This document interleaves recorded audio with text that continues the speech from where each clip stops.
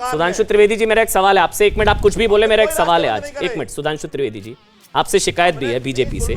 ये supreme court कह रहा है सड़कें साफ होनी चाहिए, मुझे लग रहा है ये आपसे कहा जा रहा है, ये इनसे नहीं कहा जा रहा किसानों से, आपसे कहा जा रहा है सड़कें साफ होनी चाहिए, क्योंकि वो 300 दिन से बैठे हैं, आप लोग 300 सीटें लेकर बैठे हैं। सड़कें साफ होनी चाहिए, सुप्रीम कोर्ट आपको कह रहा है। त्रिवेदी जी देखिए बहुत विचित्र तर्क दे रहे हैं खटाना साहब की सड़क पे तंबू लगाना अधिकार है। चलिए, दूसरी बात मैं ये कहना चाहता हूं कि 11 महीने से आंदोलन चल रहा है। खटाना जी, यदि ये किसान हैं तो ये कौन से किसान हैं जो 11 महीने में ना बुआई करने गए, ना जुताई करने गए, ना कटाई करने गए? तो ये कौन से किसान है भाई? 11 महीने में 2 फसलें गुजर गई, कोई जरूरत ही नहीं पड़ी किसी को जाने की। या तो फिर ये इतने बड़े सरमाएदार हैं कि इनके बिहाफ पे इनके कारिंदे काम कर रहे हैं वहां, या फिर ये कह दें कि साहब ये किसान ने अपनी बटाई पे खेती दे रखी है, यानी साफ शब्दों में कहें कॉन्ट्रैक्ट फार्मिंग पे दे रखी है। तो जिस कानून को काला बताकर आप लड़ रहे हैं उसी पे आपने दे रखा है। दूसरा, अभी आप बहुत आक्रोश और आवेश में बोल रहे थे कि फलाने का पिता बता दें। मैं तो विनम्रता से पूछता हूं, अपना नेता बता दें।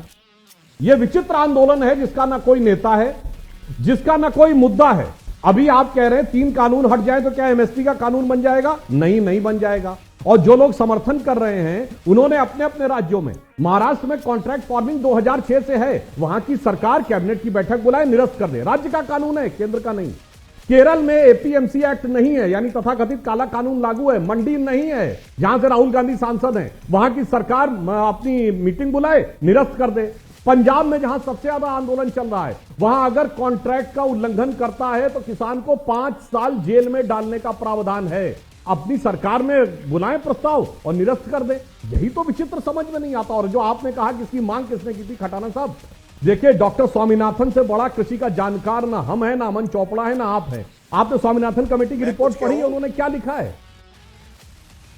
आप बताइए। अच्छा बताइए, आप ये बता दीजिए स्वामीनाथन कमेटी में क्या लिखा हो, कहां पे लिखा है एमएसपी के बारे में, आप बताइए। अब सुधांशु और नेता बता दीजिए।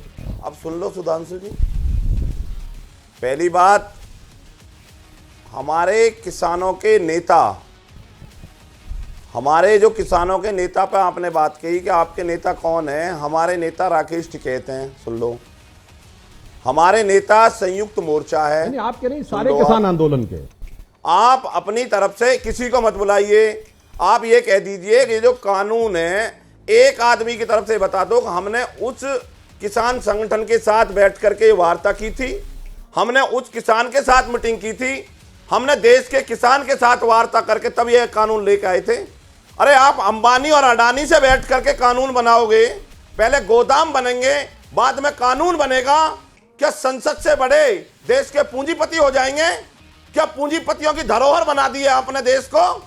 आप रेल बेचोगे, आप तेल बेचोगे, आप एयरपोर्ट बेचोगे, आप बिजली बेचोगे, क्या क्या बेचोगे आप? इस पूरे देश को बेचने आए हो आप? इस देश को आपको नहीं बेचने देंगे। ये देश हमारा भी है। कभी आपने ये सोच लिया ना कि हम झोला उठा चले जाएंगे? हम सुनिए खटाना साहब, वालों में नहीं है। खटाना साहब, आपको पता है, अड़कर बैठने वालों में है। सुनिए, हमारा मैं बोल ऐसा नहीं सकता है कि मैं तो फकीर हूँ, खटाना साहब, आप बहुत जोश में बोल रहे हैं, मगर ये बात बताइए पूरे देश कि आपने कहा कि अंबानी और अडानी को बेचने की बात है। खटाना साहब, आप बोल चुके हो तो मैं बोल लूं? हाँ, मैं बोल लूं अब। अरे अंबानी अडानी को बेचने की बात है तो आपको पता है कि दुनिया में फूड की सबसे बड़ी कंपनी कौन है जो अंबानी अडानी को खरीद ले? वो है नेस्ले, जो नेहरू के जमाने से काम कर रही पंजाब में। और पेप्सी, जो अंबानी अडानी का बाप है, वो काम कर रहा है राजीव गांधी के जमाने से। अरे भगाओ ना उसको पंजाब से। एक नहीं भगा रहे भाई, राजीव गांधी सारा बवाल यहाँ पे, जिसमें अभी कुछ हुआ ही नहीं। अरे भगाइए ना, जो संसत्ता सीधे काम कर रहा है, बोलिए ना। वही तो मैं कह रहा हूं। और अभी ये बता नहीं पा रहे कि इनका नेता कौन, हमसे कह रहे बुला के बात कर लेते। भाई किससे बात करते? आप 24 संगठन खड़े हो तो आप बता तो दो कि हमारे यहां फलाने से बात करो। आप कह रहे हो राकेश टिकैत जी आपके नेता है। 24 संगठन है, 24 में एक संगठन नहीं कहता कि हमारा एक नेता नहीं है। वो सबका एक एक नेता है। या तो कहे 24 में 2400 नेता हैं, तब तो हम मान लें। मगर 24 मिलकर एक नेता नहीं तय कर पा रहे। अरे जनाब, नेता वो थे जैसे चौधरी महेंद्र सिंह टिकैत थे, जब उन्होंने कहा तो पूरा इंडिया गेट से लेके और वोट क्लब तक छा गया, जब उन्होंने कहा तो वापस कर लिया। बुरा मत मानिएगा, आज किसी को वापस बुलाने की हैसियत ही नहीं है कोई। वो चौधरी चरण सिंह थे नेता, चौधरी देवीलाल थे नेता, सरदार प्रकाश सिंह बादल थे नेता, शरद जोशी थे नेता। तो आप बताइए ना, अगर एक बार वापस करके दिखा दीजिए, जैसे चौधरी महेंद्र सिंह टिकैत ने एक बार कहा था 24 घंटे में सब बाहर चले गए थे। आज किसी की हैसियत नहीं है। आज आंदोलन चलाए रखना आपकी मजबूरी है, आपकी इच्छा नहीं है। वो चुनाव तक चलेगा, यूपी चुनाव तक चलेगा, वो खटाना जी पता है। वो चुनाव नतीजे आएंगे, हट जाएंगे, ये तंबू हट जाएगा, ये चुनाव तक चलना है। यूपी पहले बंगाल की सुपारी ली थी, अब यूपी चुनाव की सुपारी ले रही है। जवाब दीजिएगा नेस्ले और पेप्सी पे, जो अंबानी और अडानी के बाप है, उनका जवाब दीजिएगा। नेस्ले और पेप्सी पे भी जवाब दीजिएगा। मैं पहले, हाँ सारे, अरे सारे को दे रहे हैं भाई, सारे को दे रहे हैं, सुनो तो सही। अमीक जमाइयो कश्मीर आ रहा हूं आपके पास। एडवाणी जी कहां हैं? आपके मुरली मनोहर जोशी कौन से कमरे में बंद हैं? आपके किसान, आपके नेता थे ना जिन्होंने रथ चलाए, वो आपने कहां बंद कर दिए? जिन्होंने भाजपा को लेके आए, कोई बोल नहीं सकता ना आपके यहां।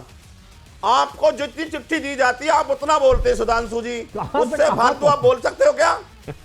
आपके देश के गृह राज्य मंत्री का बेटा अच्छा, तो ये बताइए, किसानों को पीछे से कुचल दे, आपके पास जवाब नहीं होता।